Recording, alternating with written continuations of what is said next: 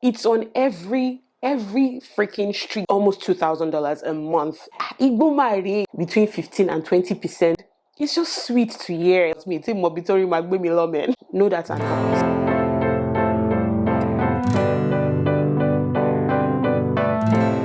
What's up, beautiful people? How are we all doing today? How's everybody doing today? Anytime I ask you guys how you guys are doing today, you need to be responding and telling me in the comment section how you are doing. On the day that you are watching this video, how's your day going? How's everything going? How are you guys? I'm just talking. Anyways, what's up, guys? Bemi Badmus here. If you're new to my channel, welcome. Today, you guys, I've come again with another video, and it's just you guys know I don't like to make my videos so formal. I like them very informal, like as if we're just gisting. Birds are chirping. In case you hear the birds chirping outside, the cars are moving. Hopefully, no ambulance passes. No. But yeah, something happened yesterday, and that's actually what prompted this video idea. That, you know what, let me just sit down and talk about this thing. There's so many things I have to talk about, and the vlogs don't do justice to the plenty things I need to talk about. So, I was like, you know what? I'm gonna just sit down here sometimes and be gisting with you guys about some of these things. And I saw somebody's video too. She had done something like this. Storytelling was fantastic. Visuals were great. You guys check out on YouTube. Her name is Halima the Great. I'll leave it somewhere here. Yeah, like she did a video on this, and I really, really love this storytelling and everything. She's actually a classmate from high school. That I know, and she also recently moved to Canada.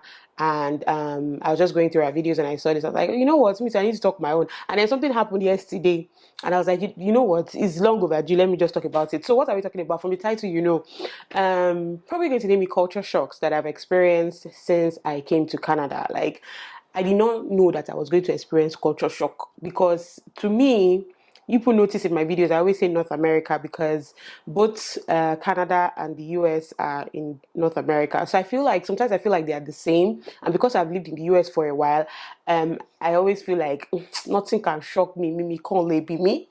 Oh God, I'm in for a rude awakening. Or maybe because I left the US a while back and I had lived in Nigeria. So maybe I'm also talking from the perspective of a Nigerian that moved to Canada, because I think it's Nigerian brain that's in my head right now. And maybe I've forgotten some things. But anyways, these are just things that I have experienced since I moved to Canada, and they were just absolutely shocking. They're still shocking me till today. And I was just like, let me just share with you guys so that you guys can also know. In case you are thinking of moving to Canada and you're like, you know what, let me just even know what some of these things are. So yeah, the first thing that hit me back when we moved to Canada was taxes. Taxes are so high. Like, if you buy something in Nigeria, like if you go to the grocery store and you buy whatever you want to buy, if it is 100 naira, if it is 200 naira, they will say VAT or something, and they will add VAT after everything you bought. VAT is something you can we overlook because it's not significantly high like that. But tell me why you would buy something, maybe let's say you buy pizza or something, the price is like $15, 15.99, so like $16, and sometimes you end up paying like $20 for that thing that you bought. Or you go to the grocery store, everything you bought is 20. They say everything because of tax, GST, HST, clinical taxes. Like, I didn't get it. I didn't understand. Like, just brace yourself. Taxes are high. The price that you see is not the price you're eventually going to pay. Know that and have peace. Another thing that shocked me was this old school system, like for my daughter, school, daycare, the wait list thing, like my daughter has to get into school in September, and from January, February, already planning how to talk to kindergarten, how to go for kindergarten interviews. Like, where we're from in Nigeria, when your child is ready to go to school, there's always one school that your child will get into, right? But yeah, like there's a wait list to get into daycare. There's a wait list. Like, a classmate of mine called me yesterday, and he was asking me about my daughter's daycare. And, I was like, is your family here yet? He's from Ghana, by the way. And I asked him, I was like, is your family here yet? And he's like, they're not here yet. I was like, okay, they're not here. This is the best time for you to go to the daycare, get a form, fill, and be on a wait list. And he was like, wait list. I was like, you're not yet on a wait list. You need to be on a wait list. Like, you need to put yourself, like, fill the forms and say your family is coming, or in fact, just tell them that your family is already here, because you would definitely, most definitely be on a wait list. So when there's a slot, that's when they will now ask you to come. So, which was the trick that I did for with my daughter and daycare. We had already applied for daycare since we were in Nigeria, like 3 months before we traveled. It was when we already applied for daycare. So imagine being here and then you now apply here, then we now have to wait 3 months before we get access to daycare. Like, that was such a shocker for me. I know that mine like seemed very easy breezy because me, I had gotten tips from my friend to apply for daycare on time. But even this whole kindergarten thing is just, listen, it's just doing me anyhow. Anyways, it's just really always a shocker when, we're talking about daycare and school things for our kids. And I cannot reconcile it with Nigeria, where we're coming from, right? And let's not even talk about how expensive daycare is. Fortunately for me, my daughter is in a daycare that is heavily subsidized because my university owns it. And then they also get some funding from the government. But a lot of private daycares, as in daycares, range from $500 to almost $2,000 a month, depending on the kind of daycare that you operate. And I'm just like, "Èló ni mò ń gbà lóṣù?" Like, how much will somebody be earning to be able to pay that kind of money? But as well just stay at home and be taking care of your children, because why is daycare that expensive? Even with kindergartens, like, if you're not going to the government schools, somebody had asked me that in the comment section that they thought school was free. The schools are free, like the government schools, but if you don't want your children to go there, you want them to go to private schools, Catholic schools, private schools, Christian schools, whatever, you have to pay. And we're talking about like $500 a month, $600, $1,000 a month for some of the schools. It's ridiculous. So next thing that shocked me, you guys, is this whole thing with Igbo. Let me just say it like that. For my non-Nigerians, Igbo is cannabis. It, yeah, like, it's on every freaking street. Like, there are even some buildings that are together, and like, you will see BC Cannabis, Kinikon First Fruit Cannabis. Like, literally every block that you are on, like, then the next block from my house right now, there's a something cannabis. The next one after that, like, it's everywhere. Because yes, I understand, cannabis is legalized in Canada. Igbo weed, let's just put it like that, is legalized in Canada. I get it, but I knew it before coming that it was legalized, but I did not know that, like, literally every single bus stop, what am I saying bus stop? Every block, there is a cannabis store. And, people are driving in and parking in, and I'm just like, Igbo mare, Igbo la master. Like even in Nigeria, people just do it, they have their plug and things like that. And when I lived in the US too, people had like their plug and stuff like that. I did not remember, especially in DC, I did not remember having like dedicated, buildings and shops to cannabis. Like, so that was a huge shocker. So another thing that was quite shocking to me is the tipping culture. The tipping culture, like, you go to the restaurant, you order something, you must tip the waitress. You buy something online, on from a delivery, whatever, like Walmart, or like you order pizza, or you order from DoorDash or Uber Eats or something, you will tip. You take a cab, Uber, or in Nigeria it's almost optional. I don't even know if I think I tipped Ubers a couple of times that I took Uber, but it's almost optional. This one is like almost compulsory, and tipping is like you tip between 15 and 20% of what you are paying for, like for the food that you are paying for. Hey God. And they say it's because, like, besides the fact that they are paying the people that are doing these things and rendering these services, that the tips also help people. Me, I'm not going to badmouth it, because I don't know if I will still find myself in that situation. So where I'll be longing for people's tips. So, but it's just very crazy to me. Like, it's almost rude.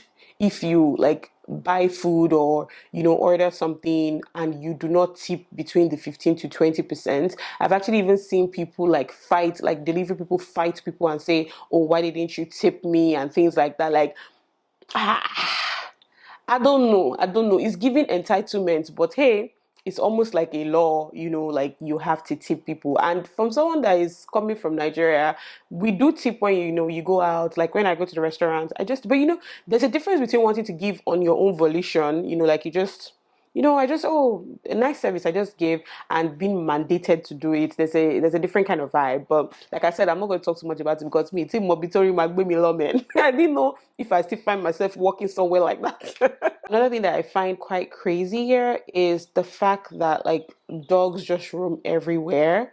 I don't know if it's just this my city. And when I say roam, like people are walking their dogs or whatever. But and then sometimes they don't put them on a leash, and they're maybe they're taking a poop or they're peeing or whatever, and they're just taking a walk, and you're just there like, sure, your dog. And that was actually what happened yesterday. I was waiting at the bus stop, and this dog was strolling towards me, and the owner was following the dog, and I was like, I don't like, hold your dog. I didn't well. If anything happened to me, if your dog do anything, I'll just use you to cash out in this Canada. Like, just hold your dog.